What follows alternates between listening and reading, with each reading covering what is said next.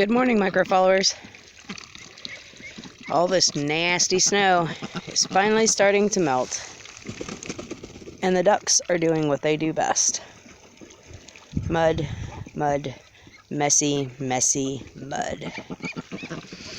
Today, I'm going to give a quick lesson in duck breeding.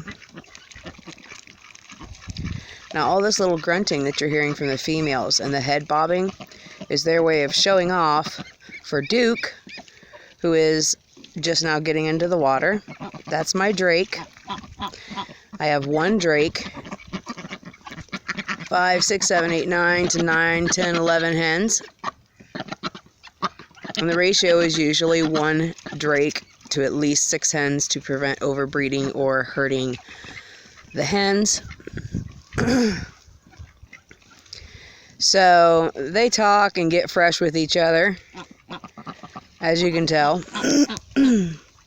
for a little while. And my drake actually has his picks, Gwen being one of them, and Dusty, who is the brown one over there.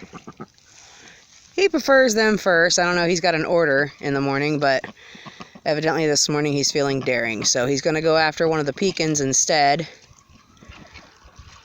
And if I can get this other pecan to move so we don't have a photo bomb, I can explain the very quick breeding process between ducks.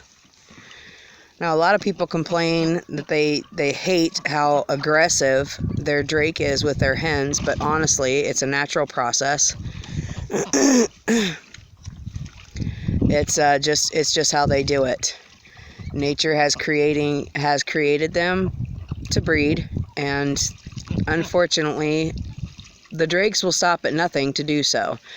This is why it's important to have at least 6 hens to 1 drake. Keeping more than 1 drake around each other, unless you have a whole lot of room, is not really a good idea, because they will compete for the hens. Now, what I've got here for a water source is just an old bathtub. And I was using the bathtub itself. I installed a plug drain, but when the weather started to get cold, it started to crack. So I had to put a tarp in it. There are a lot of people that don't supply this much water for their ducks throughout the wintertime. If I can, I do. So the drake will mount the hen, as you can see, and the tail wiggling that you see going on there is him trying to find the opening with his penis. Now, unlike chickens, drakes actually have a penis, and it's usually about a 9-inch corkscrew.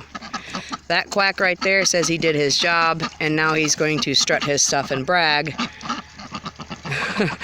that he just did his thing because he's a big bad male.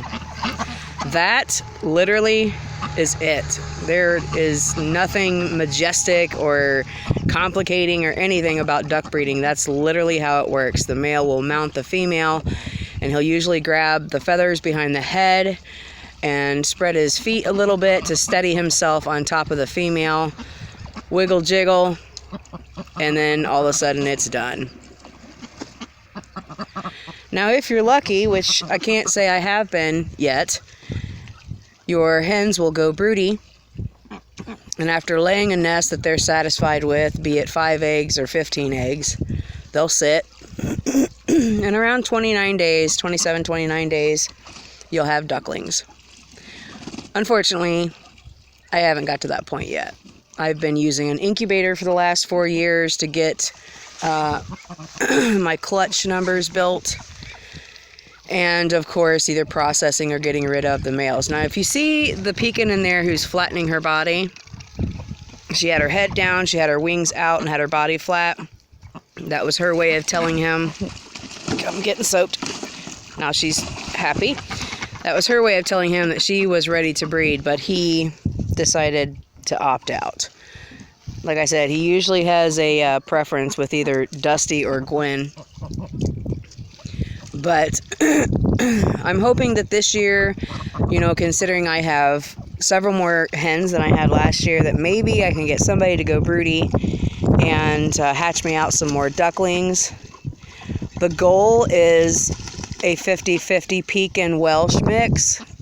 The Welshies are great for their egg laying.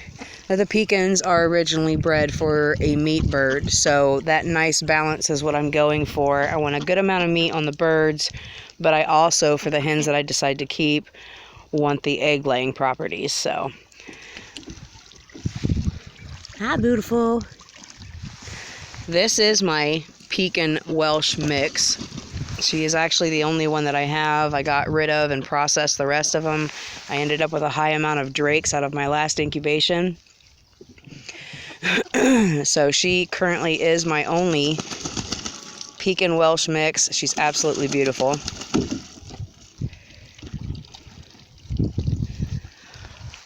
Now the girls, it's funny because I see it on Facebook a lot. People will ask me, is it normal? Maybe I got a drake. I've got hens that are mounting each other and trying to breed. For whatever reason, for lack of better words, the female duck orgy is a natural thing. They do that. I'm not sure why, but just for you new duck owners, if you do see your hens mounting each other and trying to perform the breeding, it is normal. Obviously, no, it's not going to work, but the way that you can tell between drake and female, drake and hen, is the first telltale sign is your drake is going to have, which is hard to tell on him right now because he's wet, but your drake is going to have one tail that curls up about an inch, and the females have just like a straight slope tail. So if you can see the Pekin over there playing in a mud puddle, how her tail just goes straight out, and if you look at his tail, he's got that curly tail on his butt. The other way that you can tell is their sounds are different.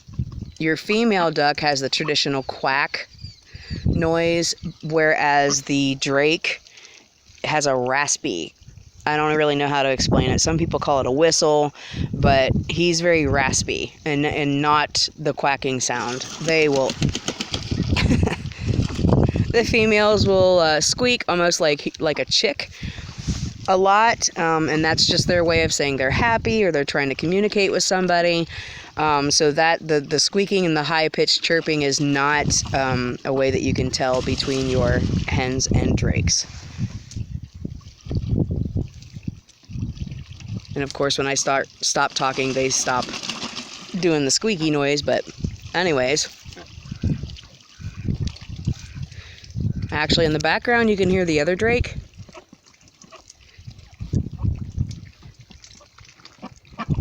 And that squeaking sound that you're hearing from the girls is communication. They're flirting with each other, so they're about to get silly. They love their water. These three are the ones that I got from Candace, and they're not used to the really deep water, so they take advantage of it every opportunity they can. They're kind of pool hogs, and they're also the reason why I have to refill this thing several times a day. Filling it's not really the big deal. It's emptying it because I have to pull that tarp. But they're happy girls. That's all that matters.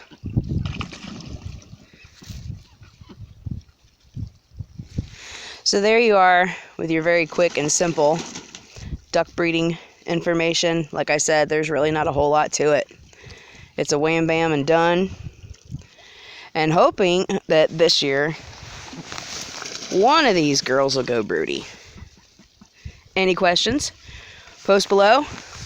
Otherwise, I got some cool news coming up for you guys soon on the silkies. I hope you guys have a great day. Stay warm, and let's keep this thawing going. Get rid of this snow and get some spring on. Have a good one, everybody.